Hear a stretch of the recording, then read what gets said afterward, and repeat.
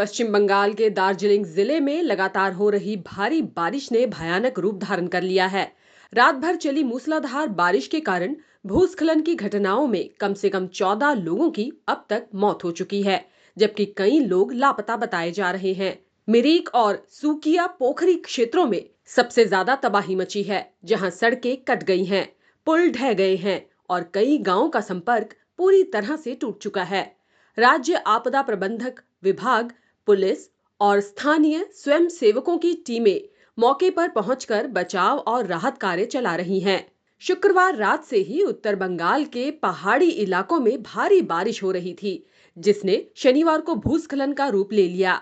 मिरिक सूकिया पोखरी मार्ग पर पहाड़ी ढलान से भारी मलबा गिरने से कई घरों को नुकसान पहुंचा। शुरुआती रिपोर्ट्स में 6 मौतों की पुष्टि हुई थी, लेकिन आज सुबह तक यह आंकड़ा 14 तक पहुंच गया। मिरिक के पास दुड़िया आयरन ब्रिज पूरी तरह ढह गया, जो मिरिक को कुरसोंग और अन्य जिलों से जोड़ता था। इस ब्रिज के गिरने से सिलीगुड़ी दार्जिलिंग मार्ग अवरुद्ध हो गया है। हुसैन खोला के पास राष्ट्रीय राजमार्ग 110 पर भी भूस्खलन हुआ, जिससे सड़कें मलबे से पट गई। विष्णुलाल गांव, वार्ड 3 लेक साइड, जसबीर गांव, पुसुम्बिंग चाय बागान और माने भंगजियान जैसे इलाकों में घरों को भारी क्षति पहुंची। 7 dead body we have already recovered और बाकी और 2 का इंफॉर्मेशन हम लोग के पास है। They are being recovered actually on the way, on the process আছে। और बाकी आपका मान लीजिए कर्शियंग वाला रोड जो कर्शियंग से दार्जिलिंग जाता है, वो रोड में दिलाराम के पास लैंडस्लाइड हुआ है। वो रोड अभी ब्लॉक्ड है, उसको क्लियर कर रहे हैं हम लोग। अच्छा, रोहिणी रोड ब्लॉक है, गौरी शंकर के वहाँ पे लैंडस्लाइड हुआ है, वो रोड भी क्लियर कर रहे हैं। और पंखावाड़ी रोड का सिचुएशन एकदम ही खराब है।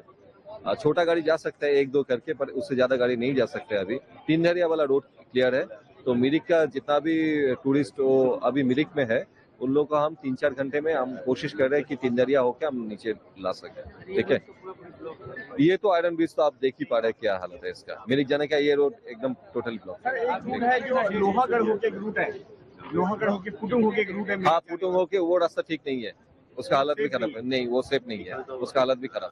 हुसैन खोला के पास राष्ट्रीय राजमार्ग 110 पर भी भूस्खलन हुआ, जिससे सड़कें मलबे से पट गई। विष्णुलाल गांव, वार्ड 3 लेक साइड, जसबीर गांव, पुसुम्बिंग चाय बागान और माने भंगजियान जैसे इलाकों में घरों को भारी क्षति पहुंची। जसबीर गांव के एक घर पर भूस्खलन गिरने से 2 लोग मौके पर ही दबकर मर गए। इसके अलावा गया बारी में भी एक नया भूस्खलन होने से दार्जिलिंग मिरिक सड़क पूरी तरह बंद हो गई। भारतीय मौसम विभाग ने दार्जिलिंग, कालिम्पोंग, कूच बिहार, जलपाईगुड़ी और अलीपुर द्वार जिलों के लिए रेड अलर्ट जारी किया है।